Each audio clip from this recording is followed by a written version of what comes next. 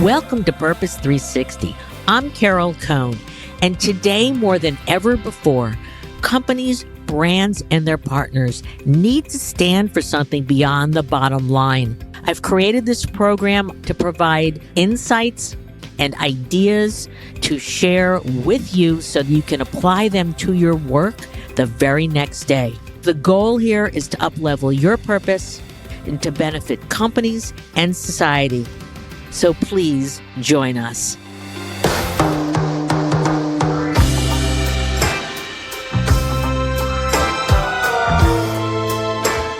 We have a delicious discussion today.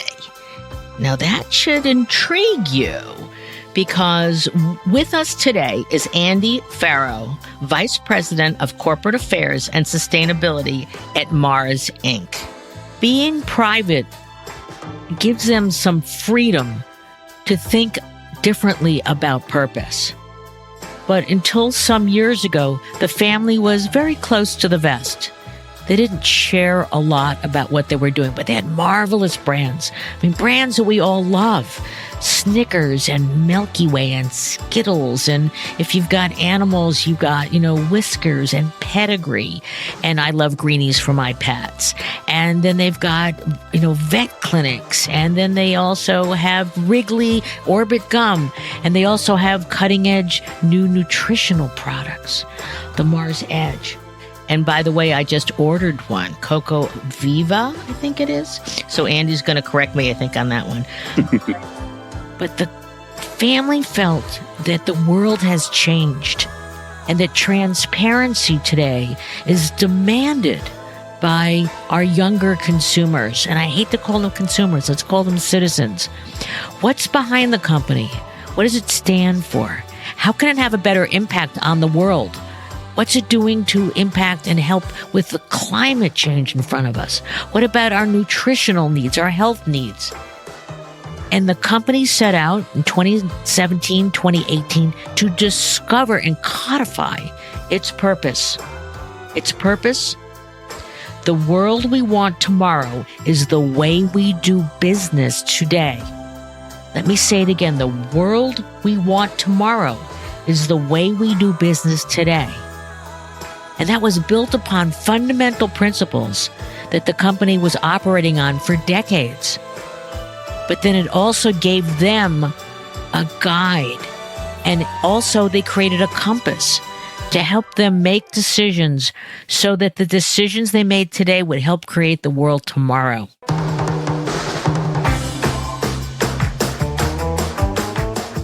Andy has been with the company for many years. He worked in their Wrigley division. And in 2016, he gained this top job at Mars Corporate.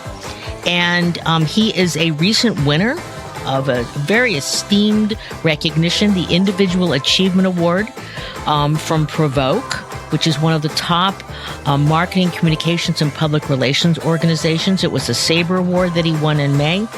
He's also a member of the Page Society, which is the top corporate communications leaders in the world, and he works for an amazing company. So welcome, Andy. Thank you very much. And it is, in fact, Cocoa Via. And actually, you've talked about food and chocolate, but actually, by far, our biggest business is actually pet care. Oh, you're right. Oh my God, my cats would destroy me if I didn't say that. We own over 2,000 veterinary hospitals around the world. So it's and I know Banfield. I see that all the time, and then VCA. Yep. And I love your approach. We're going to dive into all of this. Your approach to nutrition, not just for human beings, but you talk a lot about the humanization of how we relate to our pets. And I'm thrilled because, my fur babies are my babies. So we're going to get into that. I always like to start with the numbers. So Mars was founded in 1911. Its headquarters are now in McLean, Virginia. Its revenues are around, it's a privately held company, but when you read some of the business press, it's around $40 billion with a tremendous wind at its back because of its philosophy. And we're going to get into its purpose philosophy in a moment. It has over 125 associates in 80 countries around the globe. So that's a little bit by the numbers. So with that, Andy, let's just talk about your background and how have you seen the transparency of business as well as the evolution of purpose change throughout your career? My background is perhaps a little bit unique for people in my position. I actually started working in politics in the UK when I came out of college. And I really worked in sort of the political sector for a number of years before moving into agency. I was with Hill and Knowlton for over a decade. And before moving to Wrigley, and then Wrigley was acquired by Mars, and I worked in a couple of different places for Wrigley. Both I was based in Munich, then based in Chicago, before moving into my current role, based in McLean, Virginia. And I think when I left politics and moved more into the private sector, I thought I had to make a choice between what I believed and what I felt passionately about, and what was my job. And that essentially politics and a belief around a better world was what I did. I did it the weekends and evenings, and what I did during the week was what I was, commercially valuable for, where my skills could be most used. And for me, the really big unlocker from coming to Mars was this gradual realization that the two are linked. And that business can and should be a fundamental force for good. And great companies are companies that let their associates really be themselves and really bring their full self to life. And so I think what we're seeing with purpose increasingly is this kind of recognition that companies are far more than just a vehicle for employing people and making money. They are actors in society, and they can play both a positive and negative role. And if you recognize that, then you really need to set a direction. I think that's where the good stuff of purpose comes from. And as we think about Mars ourselves, if you just truly think about it, if you have purpose but your business doesn't perform, you're going to be completely ineffective. But equally, if all you do is deliver performance without any purpose, it is almost meaningless. And so it's really about sort of connecting purpose and performance to really build a better business that can make a positive contribution to the world. I'm glad you said that, because I pulled this quote up for you, and I'd just like to reiterate it. Performance without purpose is meaningless.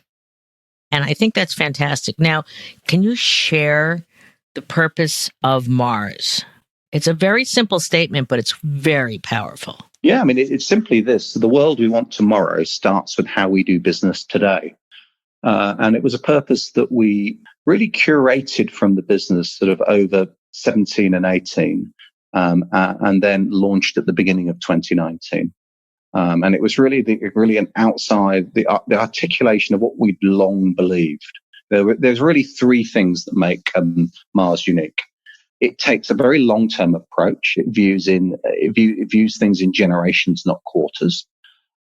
It's family-owned, and the family want it to remain family-owned for the long term, which gives it a huge amount of freedom. And it's very principles-driven. The 5 principles of Mars, you'll see them everywhere inside the company. You'll see major business decisions being made against them. And really, that purpose is the articulation of those things, and this belief that each and every day our 125,000 associates have an ability to really make a difference to the world. And it's been incredibly powerful during these COVID times. Our chief executive, Grant Reed, around a number of very big financial decisions that we've made, simply asked the question, how does this contribute to the world we want tomorrow? And so it played a really powerful role in helping make decisions on some really tough stuff. Can you give us an example? How long do we continue to pay people for when they can't go to work? And we've continued to pay them throughout. We had to stroke increase the sick leave provisions of 75,000 associates, so they didn't have to make a choice between doing the right thing for their family or their health and coming to work and losing income.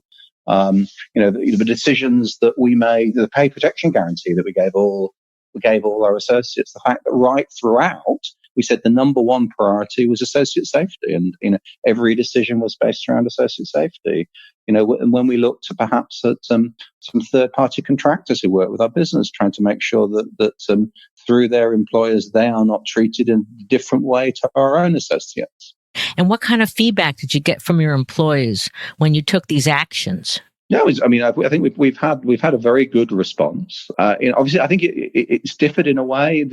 We've got older parts of the business and the newer parts of the business. I think for people who've been with Mars a long time, none of this surprises them, because that's really how we've been. I think with people who've been with Mars for less of a time, that it does surprise me. And say something like veterinary health, where we've been in veterinary health since the mid 1990s, but we have, in the past 5 or 6 years, our presence has dramatically increased. And I think you certainly saw with the vet health associates an even stronger reaction, because what we were doing is so different to the rest of the industry.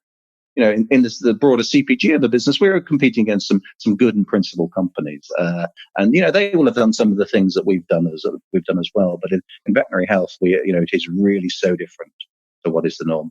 And I'm curious, was Banfield deemed essential during COVID? Yes. I mean, in veterinary health, in pretty much all places, was deemed essential.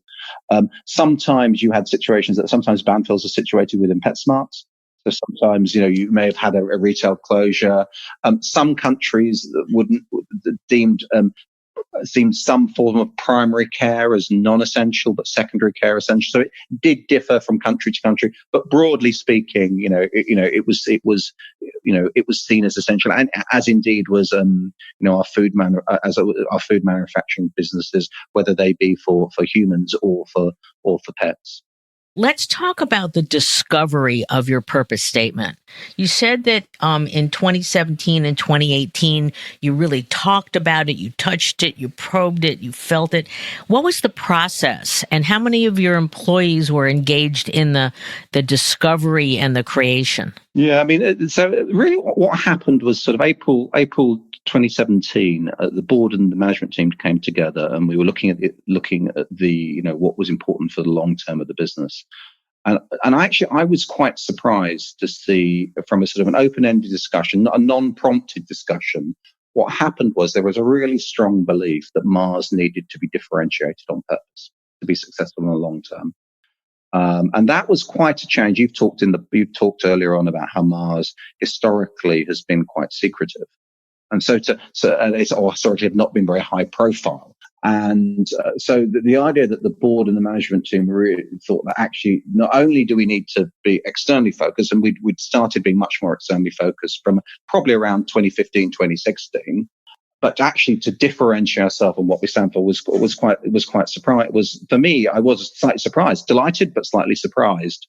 And so we began the process, and we'd looked at purpose before, and always before it had fallen down, because I think for a couple of reasons. One is that we've got these incredibly powerful 5 principles. We've got a family that owns the company whose name is above the door, and many of them have the name Mars. And so, what the purpose of Mars is, it has to relate to actually what they feel their purpose is. It's quite personal. And we'd done a very, very traditional process whereby you'd go through all these layers of research, and you would come up with a final answer. Ta-ta! And, do you like it? Do you not like it? We did it completely differently this time. What we did was, right from the start, we said, you know what? Everybody knows what makes Mars unique. It's long-term, it's family ownership, it's the 5 principles. So rather than trying to get to a single purpose, we started by writing 5 or 6 different purposes based on those. And then we worked with the family across 3 generations to really get what they felt. So really, this was at the start with, led from the family, that then involving the board and the management team. We then used associates through this prototyping process to really test things. We tested statements. We did a lot from mobile phones, and that associate data was incredibly powerful and helpful, particularly when it came to sort of talking to groups of family members. When if somebody said I like A and somebody said I like B, I said, well, okay, you've got a good point. Both of them are great, However, 80% of our associates really think A works for them. And that really added a degree of objectivity. And the family really saw that the world we want tomorrow, the idea of us actually setting a direction, being clear on what the world we want, that really chimed with them. And it's starting with how we do business, and how we do business is the 5 principles. We knew that it's hard to differentiate yourself purely on the basis that you've got principles. It's quite hard because most people have got principles. And for principles to differentiate you, you actually need to feel them in action. And so if you set a destination, which is the world we want tomorrow, and then say that every day, each and every action you do needs to be measured to the extent that it's contributing to it, then it's really a practical way of showing how the principles can come to light. And the principles, by the way, a lot of companies have like 5 bullets. Here they are. Yours have depth behind them. And I love the one in quality where I think the first one, the sub-bullet was the consumer is the boss. Yep. I thought that was really, really important. Are any of the other principles, perhaps, Andy, why don't you name them? And then, because I also like mutuality, and maybe there's some sub-bullets under some of the principles that you really find come up a lot for you. So it's quality, responsibility, freedom, efficiency, and mutuality. I think the trick with them is that there is a degree of tension in them. There is a tension between efficiency and quality. There is a tension between freedom. And when we see freedom, that's probably the most misunderstood principle. When we say the freedom principle is basically, it says, to remain free, we need not to have high debt levels. We need not to be dependent on other people. And in order to do that, we need to be profitable. So you've said the consumer is our, it's our boss. If you talk about, mutuality, it's the idea that a shared benefit will endure. And so each of them have, clear descriptors. There is tension between them. And the trick in any decision is to balance all of them. You don't just use one of them. Every business decision would be incredibly easy if you said our only principle is efficiency, or our only principle is quality. So you have to use them in tandem, and that forces a dialogue. And really, pretty much any decision that we make, the 5 principles are used as a frame, and they don't give you a simple answer. And that's good, actually, because if it doesn't give you a simple answer, actually means you have to discuss, to some extent, what is the tensions and what are the trade-offs between them. What's the process? I mean, do you have meeting after meeting? Do you have a certain meeting format to discuss the tension? How many layers, if there are layers that you need to go through to get to a solution? I'm sure our listeners are very curious about how this works out. These are just integrated into how we do business. So and we would have various, approval procedures as you would expect in most companies. And, you will, as you make a decision on sustainability or on a program or on any business decision, that the frame that business leaders at Mars have really been taught to think about it is around the 5 principles. And so it's not a separate process. It's not an audit. It's actually a doctrine and approach that leaders are expected to apply throughout the whole business, and discuss and debate those the changes that you want to make and how they fit with those principles. So let's pivot, because the principles help to be the fabric, I believe, of the Mars Sustainable in a Generation plan. And I know that plan is also anchored by select SDGs, and it has 3 key areas. Because the principles are how you run your business, how you make decisions, I guess, with authenticity and truth. So share with our listeners the Sustainable in a Generation plan, because I love its 3 pillars. So we've been active on sustainability probably. I mean, you could probably go back in the history annals and say there's lots of things that we've done about doing things sustainability. But In reality, probably the first time we really set clear global targets for that were around 2008, where we basically said we wanted to get to be sustainable in a generation, and we set targets to reduce the greenhouse gas emissions from our direct operations, that take it down to zero by 2040. And we set a bunch of interim targets for sort of 2015 on a range of things from packaging weight to water use, obviously, carbon emissions. And that really was something we talked about internally. It got very well baked into our supply chain. And as we were sort of coming up to sort of 2015, we started to think, well, okay, we've got 2015 targets. What should they be for the longer term? And we started to do some real deep mapping. And what we came to understand through that kind of mapping of our footprint was that our direct operations are a tiny part. 6% of our operations, 6% of our impact is from our direct operations. And actually, if you look at our greenhouse gas emissions, our actual total impact is equivalent to a small country, a country like Panama. So when we started, was when we mapped in more detail on our greenhouse gas emissions and our impact on society. We came down to really three key areas where we needed to set, we thought, whole impact targets. And they were around healthy planet, which was really led around climate, but it included targets on land use and water.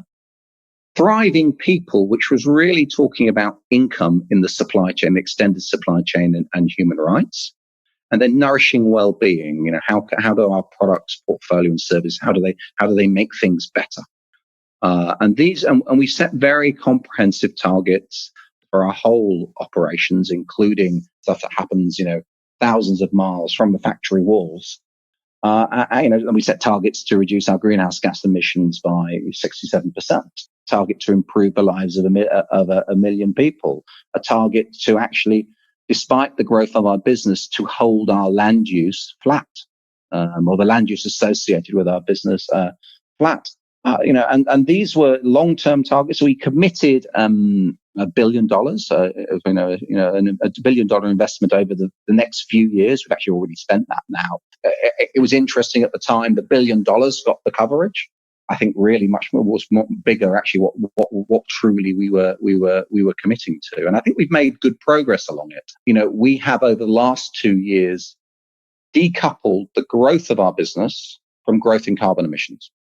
And for those of you people that are deeply concerned about the environmental performance of a business, this is in some ways the holy grail. Can you have a more successful, bigger business while actually reducing your impact? And so we now find we're at, say, 53% renewable energy. We're well on our way to the 100%. We're about 20% through our goal of making a difference to 1 million people in supply chain. So I think that there's very good progress that has been made on it. And one of the big switches we made with it was this recognition that we needed to talk about it. And why did we talk about it? I think there were really three reasons. Honestly, if you can't find your voice on issues around that have a huge impact on the world, what are you going to talk about? And so I think it was imperative. I think the second reason is that when you look beyond your direct operations, you can't solve it yourself. If I look on carbon, 80% of the impact comes from either agriculture or deforestation. We don't own farms on the whole, and we don't own forests. And so we have to work in partnership. And so by raising topics, by raising issues, we can try, one, to push others to act, because it's not much good also if just Panama acts, nobody else does. And we need partners. We need partners. Many of the companies we work with face the same challenges we do. So it was about that. And then the third thing that was really core to it was consumers and associates, and we call our employees associates. Consumers are associates, and people we would like to work for us, or people we would like to want to work for us, really care about what a company stands for. And that's changed. My children, who are in their early 20s, asked very different questions about companies than most of my contemporaries did 30 years earlier. And so we knew that it was important, and that it was important that we took a stand, and it was important that Mars and our brand reflected what we were doing around sustainability. And I'm curious how much of that, obviously, that was trends that were happening in culture with millennials and Gen Z, transparency. How much of that was coming from the family? I mean, the family had always been concerned about these issues, and the family are not immune to the same trends that happen. To many intensive purposes, they're just like any people of their age. You've got Generation 4 who are predominantly on the board now, and deeply concerned about the environment. They have those kind of similar views. So I think it was not, the idea, and they've always had a very, very strong belief that they want Mars to make a positive difference to the world. They want to be really proud of their business. I think what the switch has been, there have been two switches. The first switch has been recognizing that in order to do that, we also need to talk about it. So we were a company that actually done quite a lot of good things for a long time. But we tended to say, you know what, let's not make the company famous, we want our brands to be famous. And so there was a switch. There was a switch about saying, look, actually, we recognise that we externally need to talk about these things. So that was partly behind it. And I think the second thing is that they wanted very clearly to really define a set of shareholder objectives for the company that were broader than just financial performance.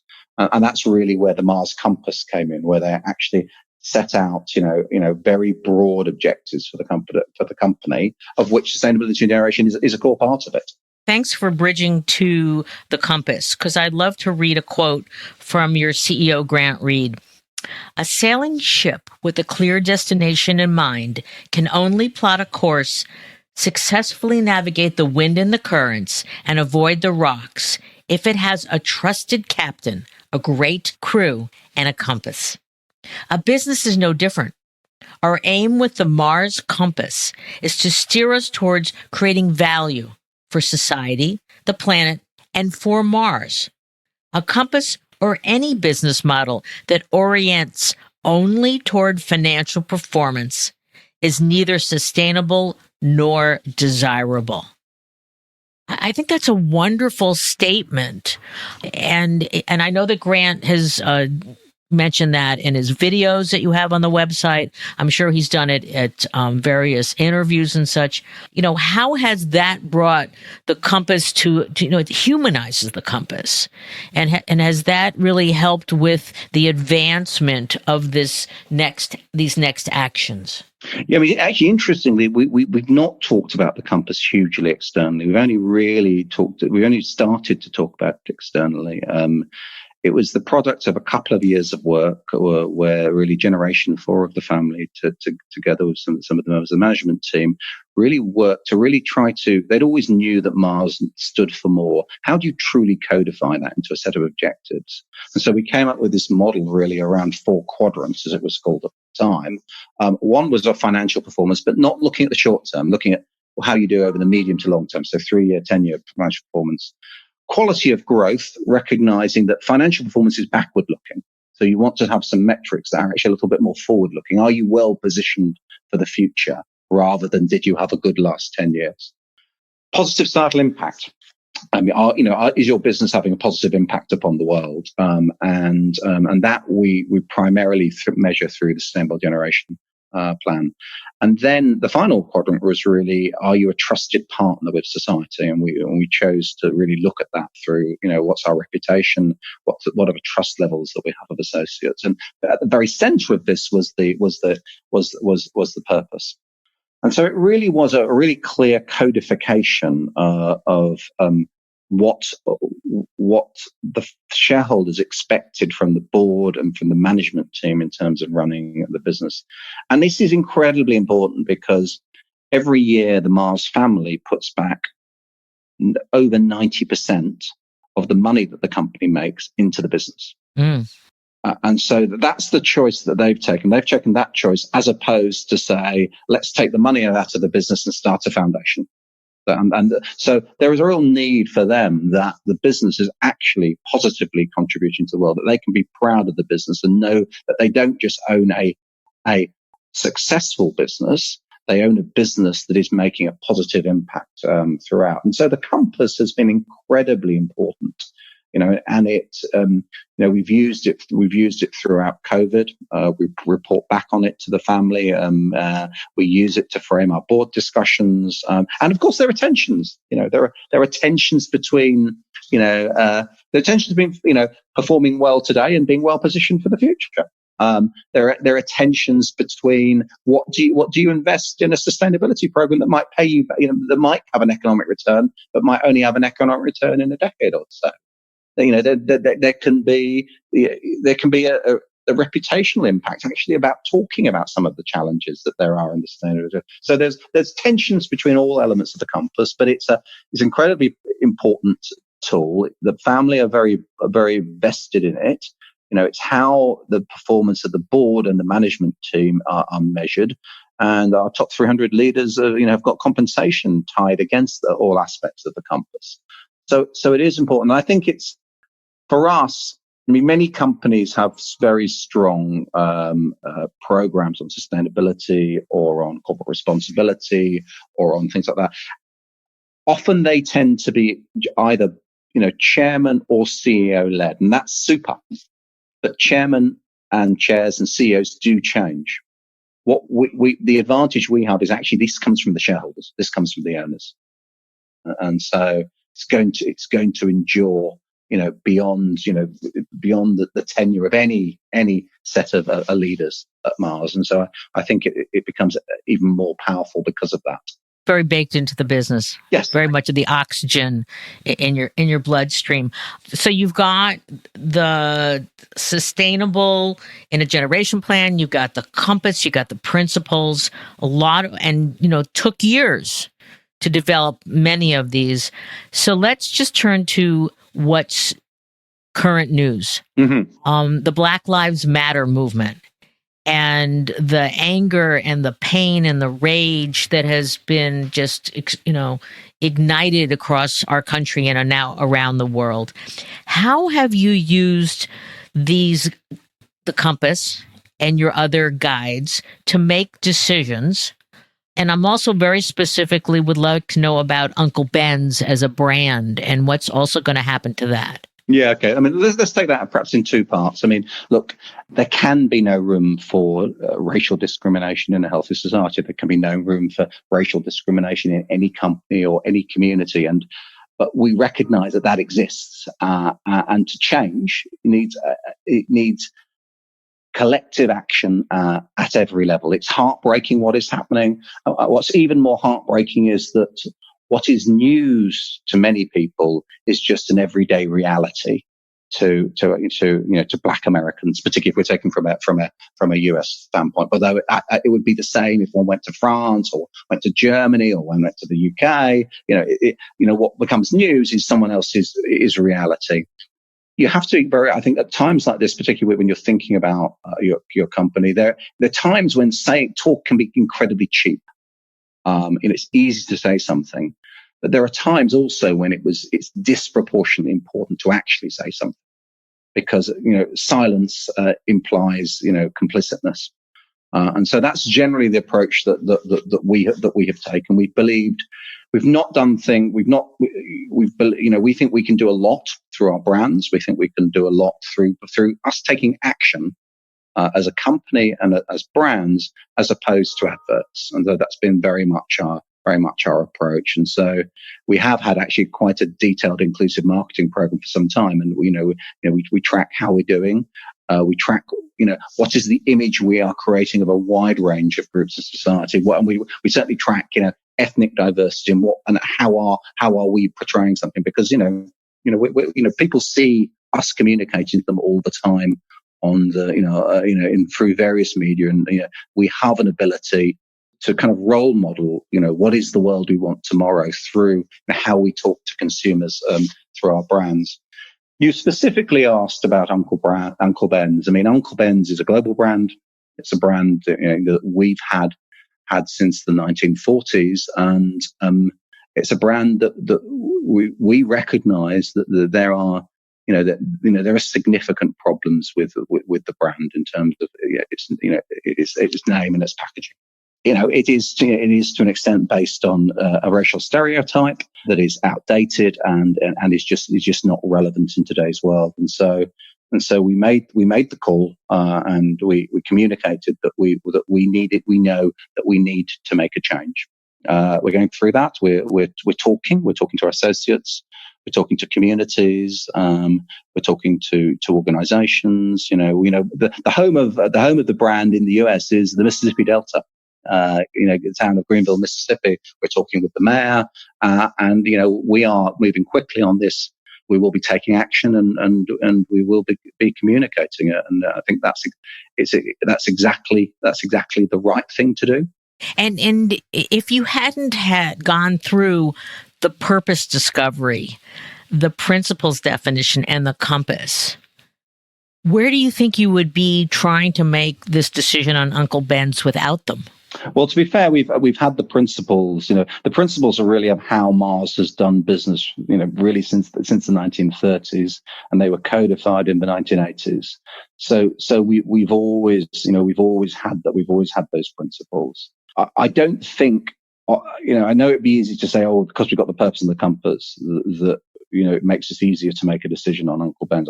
I don't think it is. It's just, if you when you seriously look at it and you look at this world in which we're in, the image and what that terminology means to some groups of people and how it makes them feel, you simply know you have to change. You simply know you have to change. Great. Well, thank you for that. I'd like to turn to a lighter topic, which is you have a tremendous commitment to your pet care business. And it's not just the food or the vet clinics. I mean, you are doing things such as creating better cities for pets. And you're really having these ecosystem scalable ideas and then initiatives. Can you talk about how that happens in that division and perhaps one or two of your greatest successes regarding pets? Because I love animals. At the corporate level, we have a purpose of the world we want tomorrow starts with how we do business today. And then each of our segments has its own purpose. And the pet care segment has had a long established purpose, which is about creating a better world for pets. And really, every aspect of what they do is about creating a better world for pets because the benefit, because pets make our lives better. I'm a pet owner. You're a pet owner. We know that pets improve our lives. We know that pets help children study at school, help people fit in communities. We even know in prisons when people are adopting pets, they change people's behaviors. And so through this purpose, we can really look at everything that we want to do. And so we are really looking at what are the barriers that prevent people from having the life-affirming experience of owning a pet, and what are the barriers that stop dogs and cats and pets being adopted and being in shelters. So if you look at it, both our campaign to end pet homelessness together with our Better Cities for Pets campaign, they really work well. And Better Cities for Pets is about how do you make it easier for people for pets to coexist in a city? Do you have, for example, is the standard rental contract or standard rental lease, does it assume that you shouldn't have a pet? Are you able to have pets at outdoor dining in restaurants? Is there green space on which you can walk to? So we've been working really with mayors. Started in the US, it started in Franklin, Tennessee. But now it's really expanded globally, and we think we can do a lot. And actually, pet-friendly cities are better cities to be. They're more attractive. They're better. Get retail better. The house. It's good for homeowners having a more pet-friendly city. So you see that when you look at ending pet homelessness, we think there's a lot we can do with our brands. Pedigree have done a lot. I mean, during COVID, for example, we did Dogs on Zoom, recognizing that people were not able to go into shelters to the same extent, yet there was quite a big demand for people to have pets at home, actually linking up and to allow people to see dogs on Zoom and adopt dogs over Zoom, of course, with sufficient safeguards. And I know that a lot of the shelters were just cleaned out. which is great. I just hope that people will be responsible when they have more of a returning to the new normal. Yeah, I mean, I think that, yeah, and I think it was great to see some adoption. It wasn't all good. We did see some pets being abandoned in parts of the world. We did see some places where people erroneously thought pets were a problem.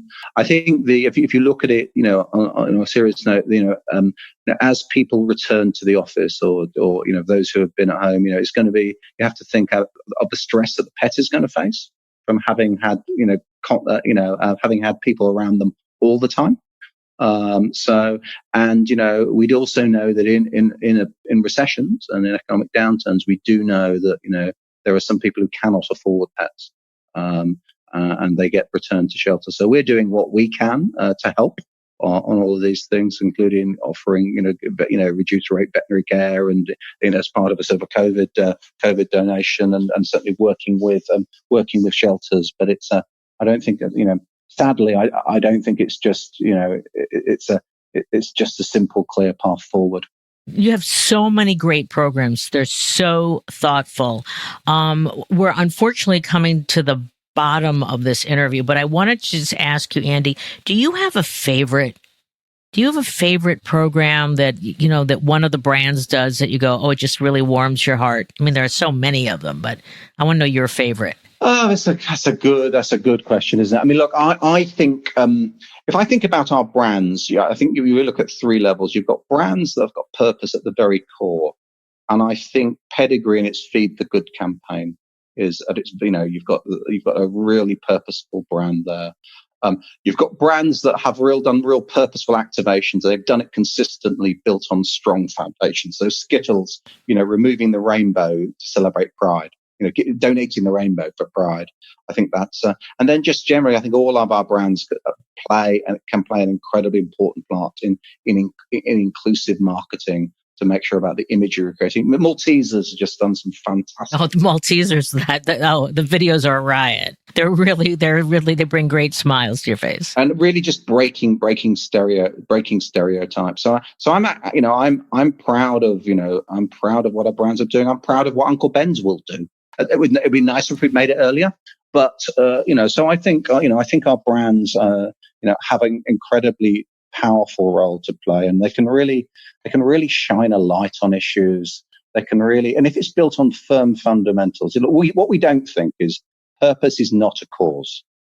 It's not cause-related marketing can be from 1 week, 1 quarter to the next. What's our topic of the month? Purpose has to be built on fundamentals. And so if brands are going to be active, it has to be built on really strong foundations and a long-term commitment, and a willingness to stick the course with it, even when people disagree with you. We always like to end our conversations with 3 insights that you would like to share with your peers to either identify or activate their social purpose in their brand or in their organization. So you could probably do 100, but let's just try and pick 3 here. Well, actually, I'll have 4, but one of them I've already mentioned. I think the first one, it has to be core to you and your brand. And there is a fundamental difference between having a purpose and adopting a cause. I think the second thing is that purpose is only real if you treat it as a business priority with the same discipline as you would any aspect. The same is true of sustainability. Yeah, you have to treat it with the same discipline as you would a new product launch. You need to do these things in partnership. You cannot do them yourself. And no one has a monopoly on good ideas. We've done work with the Lion's Share, with the Gina Davis Institute on inclusive marketing. We work with a whole bunch of partners on sustainability. So you have to do this in partnership. It has to be about creating a greater good, not just trying to position yourself to gain competitive advantage. And I think the final thing to remember is that you cannot please all of the people all of the time, and that whatever you do, you will meet critics and will meet detractors. And so you can't make your decisions based on what a particular opinion poll is saying or what a particular consumer focus group says. You need to do what you believe is the right thing for you and your company. I'm curious, do you go to, or do your brands go to focus groups to test purpose ideas? No, we wouldn't go and say, do you think our purpose should be A or B? We certainly would look at, an activation. If we're doing an activation, what is the two or three ways you could do that. But it would be no different to anything we're doing within the brand. It wouldn't be, because you cannot pick. It's impossible to choose a purpose that everybody agrees on, because if everybody agrees on it, it's too milquetoast. And everyone doesn't agree on everything. In every society there are dissenting voices. So I think it really needs to come from the heart and who you are. And if in doubt, don't do it. Particularly with your brands, there is a real danger with people kind of issues marketing. And jumping on whatever bandwagon particularly appears, and that might go well for you, it might go badly. But if it's not built on the fundamental truth in your company, if it's not built on what you're actually committing to do, if it isn't real, then it's just simply the wrong thing to do.